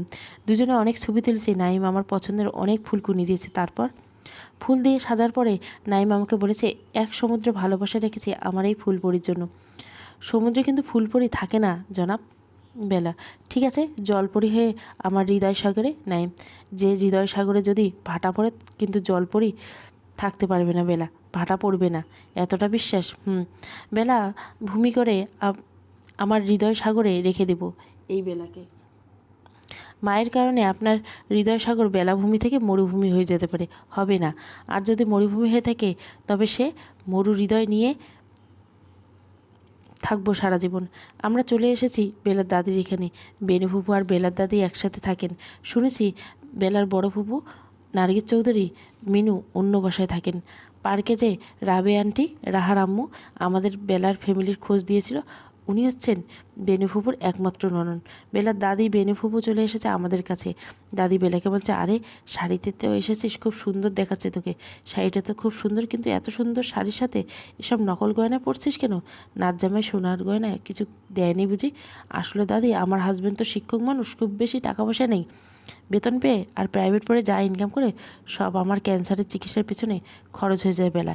এবার বেনিফু বলে উঠলো এখন থেকে চিকিৎসা খরচ আমরাই করব, জামাইকে আর কষ্ট করতে দেব না। আমাদের এই একমাত্র মেয়ে তুই, যত খরচা হোক আমরা তোকে বাঁচিয়ে রাখবো ইনশাল্লাহ। আর আমার মেয়ে নেই এই ফ্যামিলিতে বেলা। বেলা দাদি বলেছে তোর বড় ফুফু নার্গিস চৌধুরী মিনুর একজনই ছেলে, আর কোনো ছেলে মেয়ে নেই। আর তোর ছোটো ফুপুর বেনু নিঃসন্তান। এর মধ্যে বেনু ফুপু বলে উঠছে আমি নিঃসন্তান না মা, বেলার মা হিসেবে আমার নামই বেলাকে শিখিয়ে রেখে গেছে বেলাল। বেলাল সব পেপারসে মা বাবা হিসাবে আমার আর বেলালের নাম আছে। এই ঘটনা জানার পর থেকে আমি আর আমাকে নিঃসন্তান ভাবি না, বেলাই আমার সন্তান। চৌধুরী মেহেরুন্নেসা বলেছে বেলা চল আমার সাথে, তোকে আমি সোনার গহনা পরিয়ে দেবো। আমার সব গহনা এখন থেকে তোর। গহনার দরকার নেই দাদি, আমি ঘটনা শুনতে এসেছি। আমার ডাকাত সর্দার বাবা সে রাতে ডাকাতি করতে না পারার কাহিনী জানতে। আগে তাকে চৌধুরী সাজিয়ে দেয়, তারপর ঘটনা বলবো। সুন্দর শাড়ির সাথে সুন্দর গহনা পরতে কী সব শুরু করেছো যে দাদি তুমি?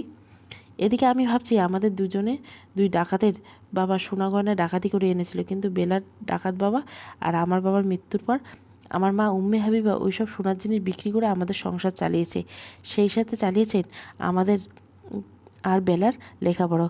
তাই বড় হয়ে আমরা দুজনে কোনো সোনা গয়না গায়ে জড়ানোর সৌভাগ্য হয় না। যাই হোক, বেলার দাদি অনেক ভারী গলার হার আর কানের দুল পরাচ্ছে বেলাকে, খুব সুন্দর লাগছে বেলাকে। বেলা হাতের চুড়ি পরিয়ে দিয়েছে দাদি। সত্যি বেলাকে আজ হয়তো রানী অথবা চৌধুরী রানীর মতোই লাগছে। এদিকে বেনিফুপু চলে এসেছে হাতে গহনার বাক্স নিয়ে।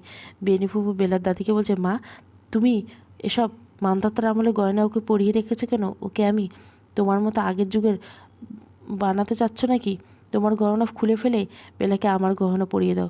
এত গহনা পরতে পারবো না। তোমরা আগে আমাকে সে রাতের ঘটনা বলো। বেনে ফুবু দাদির পুরো গহনা খুলে নিজের গহনা পরিয়ে দিচ্ছে বেলাকে। এত গহনা কেন দিচ্ছে? আমি মেসে থাকি, এগুলো নিয়ে কোথায় রাখবো? তুই আজ থেকে আমাদের বাসায় থাকবি। মেহেরুনিসা না দাদি, আমি মেসেই থাকবো। কেন? বাসা রেখে কেন মেসে থাকবি দাদি? মেস থেকে ভার্সিটির কাছে। আচ্ছা তোকে গাড়িতে করে ভার্সিটি পাঠিয়ে দেবো বেনিফু। প্রতিদিন আমি এতটা জার্নি করে ভার্সিটি যাওয়া আসা করতে পারবো না। আগে সুস্থ হয়ে নিই, তারপরে একসাথে বাসায় চলে আসবো। ঠিক আছে মেহেরুনিসা, আমি বুঝতে পারছি নাইমের সাথে দোদুল ম্যান সম্পর্ক ব্যাপারটা ধরা পড়ে যাবে বলে বেলা এখানে থাকতে চাচ্ছে না। নাইমকে ছোট করতে চায় না বেলা। বেলার দাদির দেওয়া গহনাগুলো বেনিফুবু বেলার ব্যাগে ঢুকিয়ে দিয়েছে, আর বেনিফুবুর গলার দেওয়া গহনা বেলার গায়ে শোভা পাচ্ছে। লাল শাড়ি আর গহনায় বেলাকে একদম ফুলের মতো সুন্দর দেখাচ্ছে। জুয়েলারি পরবার শেষে এবার তো তোমরা আমাকে বলবে সে রাতের ডাকাতি করতে পারলো না, আমাকে কেন ডাকাতি করে নিয়ে গেল? চূড়ান্ত প্রতিশোধ হিসেবে বেনাফুফু বলতে শুরু করলো। পুরনো জমিদার বাড়ি ছিল আমাদের, আর আমাদের থাকার ঘরটা ছিল অনেক বড় দোতলার একটা ঘর।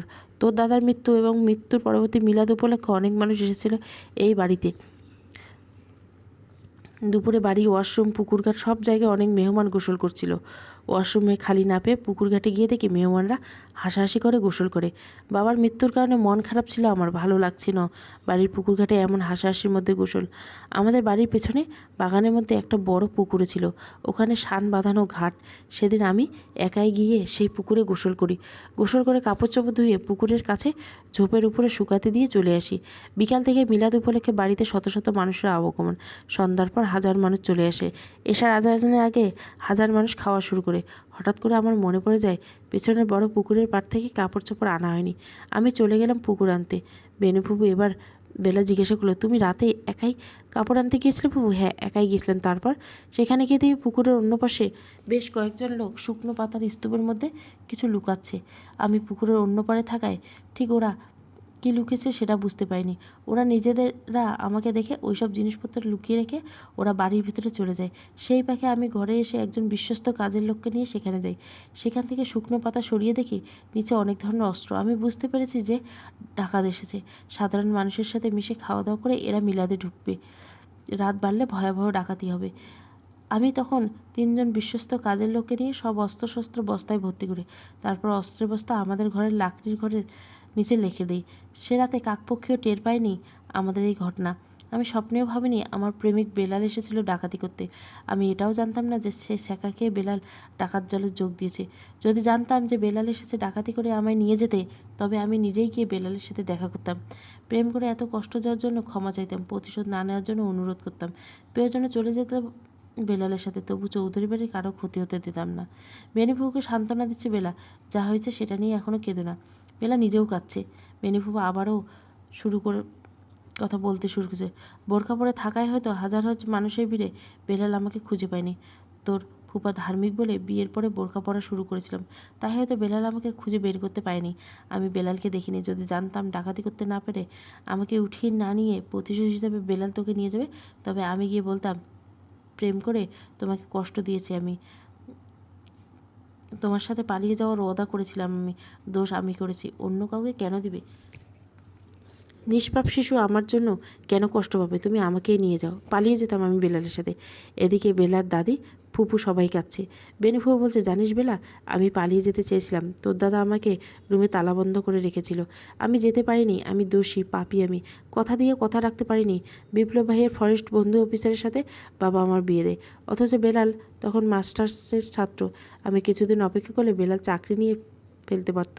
গরিব ছেলের সাথে প্রেম করেছি শুনে বাবা আমাকে কোনো সময় দেয়নি, তাড়াহুড়ো করে বিয়ে দিয়ে আমায়। বেলা ফুপুকে সান্ত্বনা দিচ্ছে, আর কেঁদো না ফুপু, এখন কাঁদলেও বা কী লাভ? বেনু ফুপু কেঁদে কেঁদে বলছে, জানিস বেলা, তোর ডাকাত বাবা বেলাল চৌধুরীর মৃত্যু হয়েছিল আমায় দেখতে গিয়ে। তুমি কি বলছো এসব? হ্যাঁ, আমি সত্যি বলছি। ফুপু, আমাকে চুরি করে নেওয়ার পরে আমার ডাকাত বাবা তোমার জন্য একটা চিঠি লিখে রেখেছে। আমি গতকাল রাতে সেই চিঠি আমার ব্যাগে ঢুকিয়ে রেখেছি, আজ তোমাকে সেই চিঠি দেবো বলে। দে চিঠি। না, তুমি আগে আমার ডাকাত বাবার মৃত্যুর ঘটনা বলো, তারপর তোমার চিঠি পেয়ে যাবে। ঠিক আছে। বেনুফু বলছে, বেলালের বাড়িতে যে বাগেরহাটে ছিল, এটা আমি রিলেশন সময় থেকে জানতাম, কিন্তু বেলাল হয়তো জানতো না যে বিয়ের পরে আমি স্বামীর সাথে কোথায় আছি। তোর ফুপার পোস্টিং ছিল বর্তমান সুন্দরবনের পূর্ব বাগেরহাট বনবিভাগ এলাকায়। সেদিন আমার একমাত্র ননদ রাবেয়ার বিয়ের অনুষ্ঠান ছিল। বেনি ফুপু বেলাকে জিজ্ঞাসা করছে, রাবেয়ার বিয়ের মানে? পার্কে যে রাবেয়া আন্টি তোমার খোঁজ দিয়েছে, সেই আন্টির বিয়ে ছিল। হ্যাঁ, ওই রাবেয়ার বিয়ে। তারপর বেনিফু বলছে, আমরা বাগেরহাটে যে বাসায় থাকতাম, সেখান থেকে বোন রাবেয়ার বিয়ের আয়োজন করেছিল তোর ফুপা। খুব ধুমধাম বিয়ে আয়োজন করেছিল। সন্ধ্যার পরে বরযাত্রী আসে। বরযাত্রী রাতে থেকে শেষ রাতে বউ নিয়ে রওনা দেওয়ার কথা ছিল। বিয়ে লক্ষ্য সবাই মজা করছিল, কিন্তু রাতে যে বিয়ে বাড়িতে ডাকাত আসে, ভয়ে আতঙ্কে আমরা সবাই জড় পদার্থ হয়ে গেছিলাম। ডাকাতরা বাড়িতে ঢুকে শুনি ড্রয়িং রুমে দরজার আড়ালে লুকিয়েছিলাম, যেন ডাকাতরা ঢোকার সময় দরজার আড়ালে থাকা আমাকে না দেখে, ডাকাতরা আমাকে না দেখে ঘরে ঢুকে যায়। ডাকাতি করতে থাকে ডাকাতরা ড্রয়িং রুমের দরজার আড়াল থেকে। আমি আর বের হইনি। ভেবেছিল ঢোকার সময় যেহেতু আমায় দেখেনি, তাই বের হবার সময় হয়তো আমাকে দেখবে না। কিন্তু ডাকাতরা যখন ডাকাতি করে ঘর থেকে বের হচ্ছিল, তখনই বুঝতে পারলো যে দরজার আড়ালে কেউ একজন আছে। ডাকাতের সবার সামনে ছিল বেলাল। ডাকাতদের বেলাল যখন দরজা সরিয়ে তখনই আমাকে দেখতে পায়। পেছনে থাকা ডাকাতদের ভেতর থেকে দুজন চলে আসে আমার গহনা খুলে নিতে। বেলাল ইশারায় ওদের সবাইকে চলে যেতে বলে। হাতের অস্ত্র ফেলে দিয়েছিল বেলাল। অস্ত্র ফেলে দিয়ে এক হাত দিয়ে মাথা নিচু করে অন্য হাত দিয়ে থুতনি ধরে উদ্ভ্রান্তের মতো করে জিজ্ঞাসা করেছিল, বেনু তুমি তুমি এখানে? বেলালকে এভাবে ডাকাত হিসেবে দেখে কোনো প্রশ্নের উত্তর দিতে পারিনি আমি। বেলাল আর কোনো কথা বলতে পারেনি। ওর চোখ থেকে শুধু পানি ঝরছিল। বেলালের করা ইশারার সাথে ডাকাতরা ততক্ষণে অনেক দূরে চলে গেছে। আমি খুব কাঁদছিলাম। বেলাল এক দৃষ্টিতে আমার দিকে তাকিয়েছিল। আমার চোখে কোনো কথাই যে আর বলতে পারেনি। একজন ডাকাত আমাকে এভাবে দু হাতে রেখেছে দেখে তোর ফুপা দৌড়ে এসে, বেলাল তখনও দু হাতে আমাকে ধরে এমনভাবে তাকিয়েছিল যেন মনে হচ্ছিল ওর কোনো হুঁশ নেই। বেলালের ফেলে দেওয়া অস্ত্র দিয়ে তোর ফুপা ওকে পেছন থেকে এলোপাথারি কুপিয়ে হত্যা করে। আমাকে দেখতে দেখতে আমার চোখের সামনে মৃত্যু হয় বেলালের। ওকে বাঁচানোর চেষ্টা করার সুযোগ পাইনি আমি। তোর ফুপার হাত ধরে আমি বাধা দেওয়ার আগে বেলাল মৃত্যুর কোলে ঢলে পড়ে। কি দুর্ভাগ্য আমার, নিজের স্বামীর হাতে প্রেমের মৃত্যু দেখতে হয়েছে। ডাকাত বাবার মৃত্যুর ঘটনা শুনে বেলা কাঁদছে, শিশুর মতো কেঁদেই যাচ্ছে আজ। বেনি ফুপা আবারও বলেছে, সেদিন আমি জানতাম না যে তুই বেলালের ঘরে আছিস। বেলাল কিছু বলে যেতে পারেনি সেদিন আমার। বেলাল 3 বছর বয়সে মৃত্যু হয়েছিল তোর ডাকাত বাবার, বেলাল চৌধুরীর। বেলাকে চুরি করে আনার পরে বেলাল এক চিঠি লিখেছে বেনুর জন্য। হয়তো বেলাল জানতো ডাকাতি করতে যে কোনো সময় অনাকাঙ্ক্ষিত মৃত্যু হতে পারে, তাই ভবিষ্যতের কথা ভেবে বেলাকে চুরি করে আনার পরে সে চিঠি রেখেছিল বেনুর জন্য। বেলা সে চিঠি আজ পৌঁছে দিচ্ছে তার বেনু ফুবুকে। প্রিয়সী আমার, সত্যি তোমায় অনেক ভালোবেসেছিলাম বেনু। আমার এই নিঃসঙ্গ জীবনে তুমি এসেছিলে বাঁচার আশা হয়ে। স্বপ্ন দেখেছিলাম ভালোবেসে ঘর বাঁধবো তোমায় নিয়ে। এ ভালোবাসা আমার ছিল না, কোনো ছলনা। তবু কেন অপূর্ণ হলো এ ভালোবাসা জানি না। অপূর্ণ থেকে গেলেও আমার জীবন। আমি গিয়েছিলাম আমার প্রেয়সীকে ফিরিয়ে আনতে। হাজার মানুষের ভিড়ে সে রাতে আমি খুঁজে পাইনি তোমায়, দেখাও হয়নি তোমার সাথে। এ জন্মে যেন তোমায় ভুলতে না হয়, তাই সেদিন চুরি করেছি এ শিশুকন্যাকে। যদি কখনো আমার অনাকাঙ্ক্ষিত মৃত্যু হয়, তবে আমার বেলা পৌঁছে যাবে চৌধুরী বাড়িতে, পৌঁছে যাবে তোমার মেয়েকে। আমার মেয়ের বেলাকে তুমি যত্নে রেখো। তুমি নিজের মতো করে ভালো থেকো। তোমার সাথে আর কখনো দেখা হবে কিনা জানি না, তবে জীবনের শেষ মুহূর্তে একবার, শুধু একবার তোমায় দু চোখ ভরে দেখার প্রতীক্ষায় থাকবো। তুমি ক্ষমা করে দিও আমাকে, তোমার এই চির ও প্রতীক্ষার প্রেমিক, ইতি বেলাল চৌধুরী। আজ ভীষণ মন খারাপ হয়েছে বেলার, থাকবে না আজ আর সে দাদি ফুপুর বাসায়। বেলা এখনই ফিরে আসতে চায় মেসে। বেলার দাদি চৌধুরী মেহরুন্নেসা আজ মেয়ে বেনুর কান্নাও থামাতে পারছে না, আর নাতনি বেলার কান্নাও থামাতে পারছে না। দাদি মেহরুন্নেসা, বেলা বলেছে, ফুপা কেন আমার ডাকাত বাবাকে মেরে ফেললো? তোর ডাকাত বাবাও ডাকাতি করতে গিয়ে হয়তো মানুষ খুন করেছে মেহরুন্নেসা, তার জন্য ফুপা তাকে হত্যা করবে? বেলা, ডাকাতের জন্য তোর এত মায়া? সে তো চুরি করে নিয়ে গেছে তোকে মেহরুন্নেসা। চুরি করলে সে আমাকে ফেলে দেয়নি, সে আমার যত্ন করে রেখেছে। বেলা দুঃখে কষ্টে ফিরে আসছে মেসে। আজ আর কিছুই ভালো লাগছে না বেলার। বেলা বলেছে, তানি ফুপাকে কোনোদিন আমার পছন্দ হবে না। ফুপা তো একটু জিজ্ঞাসা করতেই পারতো যে ডাকাতটা এভাবে তার বউকে কেন ধরেছে, মেরে ফেললো কেন ফুপাকে। আমি বললাম, দেখ বেলা, আমরা ডাকাতের মেয়ে তো, তাই ডাকাতদের জন্য আমাদের খারাপ লাগবে, কিন্তু সাধারণ মানুষকে ডাকাত দেখলে পিটিয়ে মারবে। আমার বাবাও তো ডাকাতি করতে গিয়ে নিজে খুন হয়েছে। এদিকে শেখ নাইম ফোন দিচ্ছে বেলাকে। বেলা ফোন রিসিভ করতেই শেখ নাইম বলছে, কাল সকালে তো মা বাসায় আসবে, তখন সব কিছু আবার পাহারা বসাবে মা। চলো এই সন্ধ্যায় আরেকবার দেখা করি। না, আমি দেখা করব না। কেন? নাইম, আমার মন খারাপ। কেন মন খারাপ? কী হয়েছে? নাইম, সরি, আমার মন খারাপ, শরীর খারাপ। বেলা, তুমি কিন্তু কিছু লুকাচ্ছ বেলা। এই যে তোমার গলার আওয়াজ ভারী শোনাচ্ছে। আমি তো প্রথমে ভেবেছিলাম তুমি ঘুম থেকে উঠছো। কী হয়েছে তোমার বেলা? বেলা হয়তো ভাবছে কী বলবে। বেলা মনে মনে মিথ্যে কথা রেডি করছে। একটু ভেবে বেলা বলল, সারাদিন আপনার সাথে ঘুরে বেশ ভালো লাগছিল। এখন ভাবছি যদি আমাদের সম্পর্ক না থাকে তবে কত কষ্ট হবে। এসব ভেবে মন খারাপ। যন্ত্রণা মনে করা এক ধরনের যন্ত্রণা, এসব আর কখনো ভাববে না তুমি। এখন চলো আমরা আজ থেকে দেখা করি। বেলা আমার দিকে তাকাচ্ছে, হয়তো বুঝতে পারছে না কি করবে অথবা কি বলবে। আমি ইশারা করে দেখা করতে জন্য রাজি হওয়ার জন্য বললাম, তাহলে মন ভালো হয়ে যাবে বেলার।